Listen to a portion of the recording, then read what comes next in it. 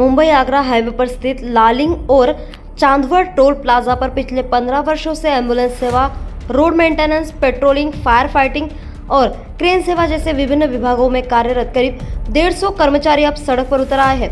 दरअसल टोल संचालन कर रही पुरानी कंपनी ISTPL का कॉन्ट्रैक्ट समाप्त हो गया है और उसकी जगह राजस्थान की रोड लिंक इंफ्रास्ट्रक्चर कंपनी ने नया ठेका संभाला है। कर्मचारियों का आरोप है कि नई कंपनी ने उन्हें काम पर न आने का मौखिक निर्देश दिया और केवल चुनिंदा कर्मचारियों को ही रखने की तैयारी की जा रही है। इसी मनमाने फैसले के विरोध में लालिंग टोल प्लाजा परिसर में कर्मचारियों ने सामूहिक भूख हड़ताल शुरू कर दी है। कर्मचारियों का कहना है कि वर्षों से सेवा देने के बावजूद उन्हें अचानक बाहर करना सरासर अन्याय है। मामले ने राजनीतिक रंग भी ले लिया है। शिवसेना उद्धव बाळासाहेब ठाकरे गुट के संपर्क प्रमुख अशोक धात्रक ने नेशनल हाईवे अथॉरिटी के प्रोजेक्ट डायरेक्टर से फोन पर संपर्क कर कर्मचारियों के मुद्दों पर कड़ा रुख अपनाया है। इसी दौरान अधिकारियों ने भरोसा दिलाया है कि कर्मचारियों के साथ कोई अन्याय नहीं होने दिया जाएगा। फिलहाल टोल कर्मचारियों ने जिला प्रशासन और नेशनल हाईवे अथॉरिटी को चेतावनी दी है कि यदि सभी कर्मचारियों को सेवा में समायोजित नहीं किया गया तो वे अपने परिवारों के साथ नेशनल हाईवे पर बड़ा रास्ता रोको आंदोलन और विराट प्रदर्शन करेंगे। इस आंदोलन में लालिंग और चांदवड़ क्षेत्र के सैकड़ों कर्मचारी बड़ी संख्या में मौजूद है। राष्ट्रीय महामार्ग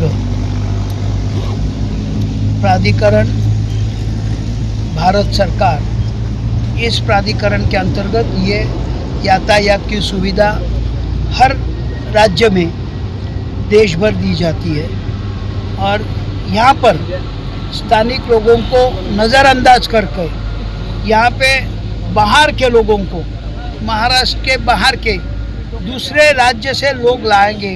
ठीक है, हम सांघिक भावना को मानने वाले लोग हैं, यहाँ पे भारतीय संघ राज्य को मानने वाले लोग हैं, हमें उसमें कोई दिक्कत नहीं है। मगर यहाँ आने के बाद ये जो बच्चे हैं यहाँ पे करीब 80 से 85 बच्चे लोग, इन्होंने अपने ज़िंदगी के, अपनी उम्र के जो गोल्डन ईयर कहते हैं, उस जवानी में जिनकी उम्र 18 साल, 20 साल, 22 साल होगी, उस ज़माने से यहाँ पे ये सेवा दी है।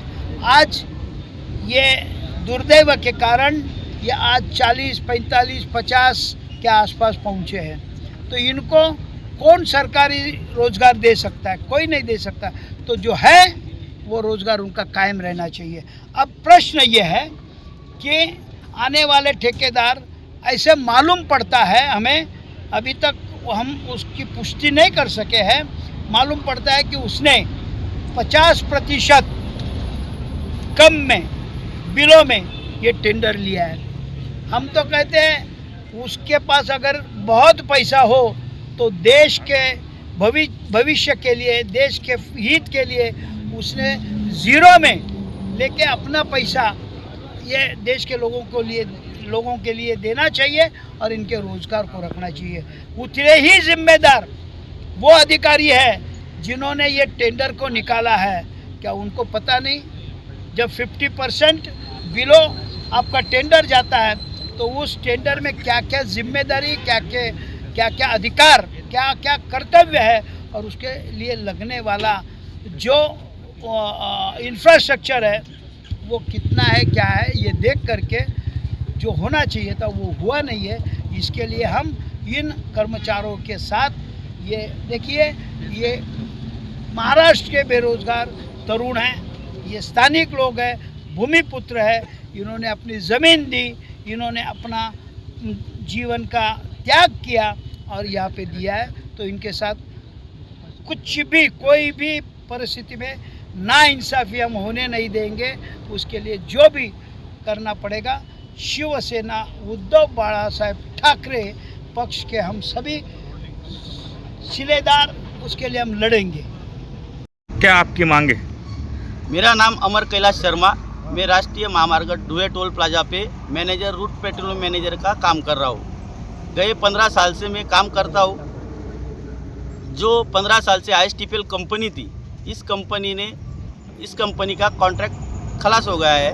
उस चक्कर में अभी राष्ट्रीय महामार्ग, इन्होंने वो कॉन्ट्रैक्ट हाथ में लिया। उन्होंने एक निविदा निकाली। एक निविदा में एक कॉन्ट्रैक्टर ने जयपुर कर road link infrastructure private limited ये कंपनी ने वो कॉन्ट्रैक्ट लिया है। उस कॉन्ट्रैक्ट के अंदर 50% बिलों के अंदर उसने कॉन्ट्रैक्ट लिया। उस चक्कर में जो उसने कॉन्ट्रैक्ट लिया हुआ है, यहाँ 15 साल से 80 से 85 लड़के लोग काम कर रहे हैं, वर्कर काम कर रहे हैं, और जो कॉन्ट्रैक्ट लिया है उसके चक्कर में यहाँ पर सिर्फ 30 से 35 कर्मचारी का वो उल्लेख कर रहा है। उसके हम राष्ट्रीय महामार्ग से निवेदन करते हैं कि प्रशासन से निवेदन करते हैं, लोकल आमदार साहब से निवेदन करते हैं, खासदार मैडम से निवेदन करते हैं कि जो हमारी मांगे वो हमारी पूरी की जाए। जो 80 से 85 लड़के जो यहाँ पर आज राष्ट्रीय महामार्ग पे हम सुविधा कर रहे प्रोवाइड कर रहे, अत्यावधिक सुविधा है, फायर ब्रिगेड है, एम्बुलेंस है, हम तत्काल एक्सीडेंट वगैरह होते हैं तो हम तत्काल उसका सारी निवारण करता है। उसके बावजूद ही उन्होंने कोई चीज़ का न विचार करते हुए 30 से 35 कर्मचारी को विचार कर रहे हैं।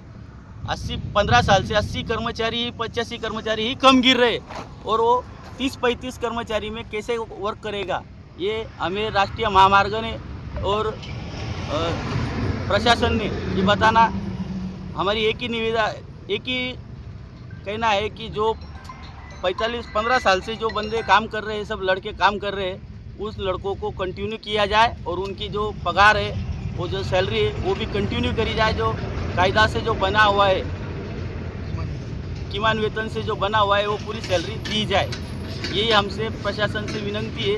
अगर इस चीज़ को उन्होंने दुर्लक्ष्य किया तो हम पूरे परिवार के साथ में हमारा रास्ता रोको आंदोलन ये करेंगे। इसकी पूरी जवाबदारी प्रशासन की है और राष्ट्रीय महामार्ग की है। इन्होंने हमारा मसला सॉल्व करे। राज्य जो कॉन्ट्रैक्टर सब कॉन्ट्रैक्टर ने लिया हुआ है वो पर राज्य का है। पर राज्य का कॉन्ट्रैक्टर महाराष्ट्र में आके महाराष्ट्र के वर्करों को निकाल कर और पर राज्य के वर्करों को यहाँ लगाएगा, तो हम जो महाराष्ट्र के वर्कर है ये कहाँ जाना? हम क्या पर राज्य में काम करने जाना? ये प्रशासन ने और आमदार साहब ने, खासदार साहब ने और पालक मंत्री साहब ने इन सब का विचार करते हुए हमें न्याय दे, यही हम सबसे विनंती करते। धुले से संवाददाता पवन मराठे की खबर। निष्पक्षता का कदम, आपकी हर समस्या में आपसे पहले दिखेंगे हम हैं न्यूज फर्स्ट। ईश्वर का सच, हमारा साहस और आपका विश्वास। सच, साहस और विश्वास। अगर आप ये वीडियो YouTube पर देख रहे हैं तो हमारे चैनल को सब्सक्राइब कर बेल आइकन दबाएं।